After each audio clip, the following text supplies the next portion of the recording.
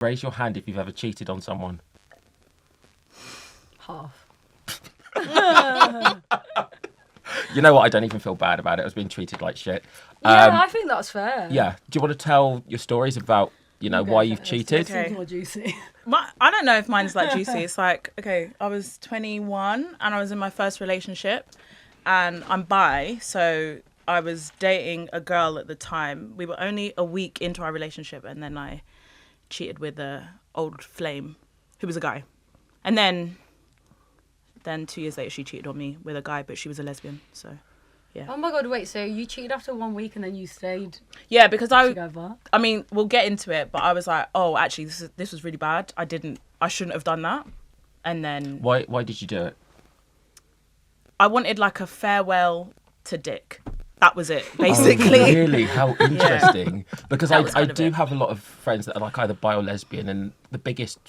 Please don't cancel me for saying this. The biggest threat always seems to be that one of you will run off with a man. And you did. Well, you sat on didn't a man. know. You didn't run. I didn't run off. I just sat down. I mean, it was like after a week, we'd been dating for like 2 months or something. And she didn't know. She never knew. Right. So maybe she knows now. Sorry. Not sorry. You traumatized me. Go on, tell her. But yeah, so it was a guy I was like on and off with anyway. So then that happened and I was like, I should not have done this. I want to be committed to my relationship. Yeah. And then, yeah, she never knew. So She knows now. Yeah, she knows now. So April, why did you cheat? I have not cheated as an adult. I cheated when I was like 14. I was like a little player. Like I was so unpopular at school. But I had weirdly just like a line of boys waiting to date me. So this is actually very me now, but mine is the cheating. I would date one for a bit, I would get bored, and then I would just cheat on him with the next one in the queue. And then I would get bored, and then I would cheat on that one with the next one in the queue. They all found out because I told them, ethical cheat. Yeah. But I would never do that now. But I do, like, I'm kind of avoidant, so I don't really like get to a point with people where it's possible for me to cheat on them. So I usually am. Are you afraid of commitment? Yeah, actually. Okay. Yeah. And you've never cheated? Sadly not. You haven't? Okay, so we're all three slags. Yeah, I feel like I don't really have Are you not an telling your interesting story? story. I'm going to save mine for another episode. He does Okay. this. So, yeah, tune in for He that. does this all the time. He's the juicy Juicy. stuff for later. Okay. So, according to TikTok, there's two different types of cheating. There's micro cheating and having a full-blown affair. So I'm just going to read out an explanation. So relationship counsellor Deborah Cravelin explains that traditional cheating is clear-cut.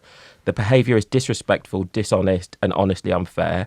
With micro-cheating, it's a bit more under the radar and subtle. So it can include things like text messages, private conversations, social media, picture messages, and the intention is the same, but it's just a bit more hidden.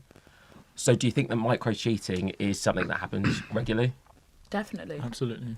Yeah, I think people think it's difficult as well because unless you have the conversation about boundaries and like what is cheating to you, Yeah.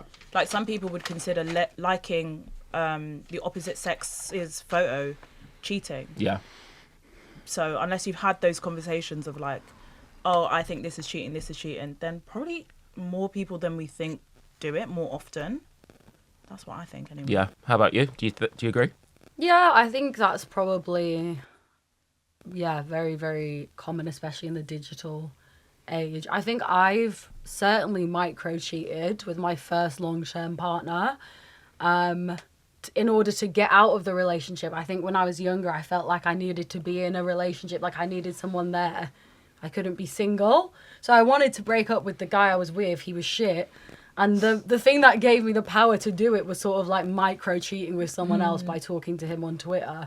And then when I did break up with my partner, I kind of had that to cling on to, like a little situationship, a preset rebound. Right. Seeds been planted. Sort of Yeah. thing. Yeah. What do you think about micro-cheating? I mean, it happens. It happens to the best of us and to the worst of us. Does that imply that you've done it?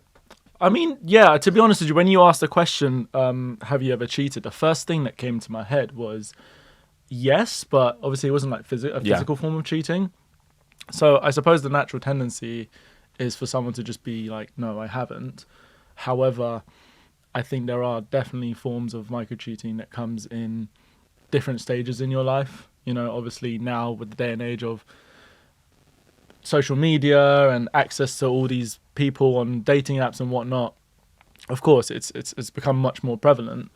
But yeah, certainly I remember specifically in my last relationship, there was certain times where the female gaze would come, and then I'd obviously be hooked and interested, and that would be hard to say no to.